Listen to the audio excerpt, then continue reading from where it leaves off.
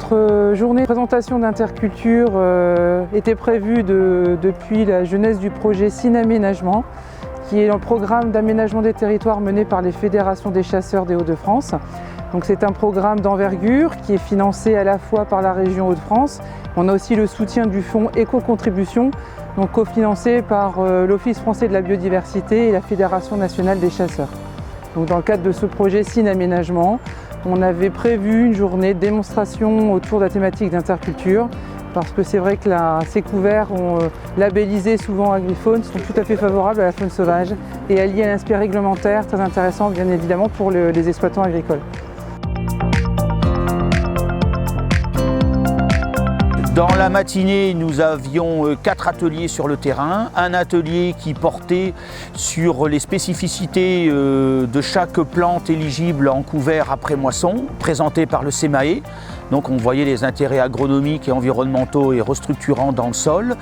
Un deuxième atelier qui présentait 12 couverts labellisés agrifaune au niveau national, présenté par David Roland de la Fédération des chasseurs du Pas-de-Calais, où là on avait tout un panel sur le volet agronomique, le volet environnemental et les méthodes merci au niveau de la restitution dans le sol de l'azote, du phosphore et du potassium. Ensuite, nous avions une approche vie dans le sol avec une phosphédologie et un impact sur les sulfonurées, sur la méthode de semis. Le dernier atelier, c'était sur la destruction des couverts, quel impact sur la faune sauvage, comment aborder cette approche au niveau de l'agroécologie, puisque la destruction des couverts intervient entre début novembre et le mois d'avril, donc ce qui est quand même important sur un cycle de vie d'une espèce, et comment éviter d'avoir un impact trop fort et trop négatif pour la faune sauvage.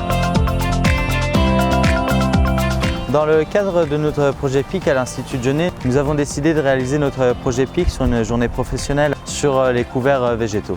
Nous avons dû organiser la totalité de la journée. Donc ça commence par la communication pour inviter tous les professionnels, tous les étudiants, etc.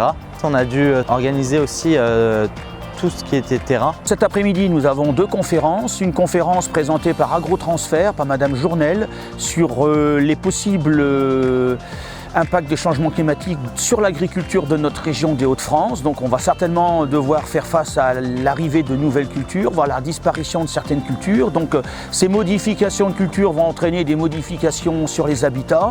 Ces habitats, bien évidemment, vont bouleverser la faune présente, voire peut-être modifier la présence de certaines espèces. Et en deuxième partie de journée, nous avons une intervention notamment sur le changement climatique et ses conséquences sur la faune sauvage. Donc comment la faune sauvage réagit face au changement climatique, les espèces migratrices, que font-elles? On va essayer d'aborder le sujet, d'amener des éléments de réponse et bien évidemment toujours travailler sur des indicateurs de suivi qui nous permettront de mesurer ces différents paramètres dans les 10 prochaines années pour pouvoir faire des éléments de comparaison entre ce qu'on a connu et ce que l'on va connaître.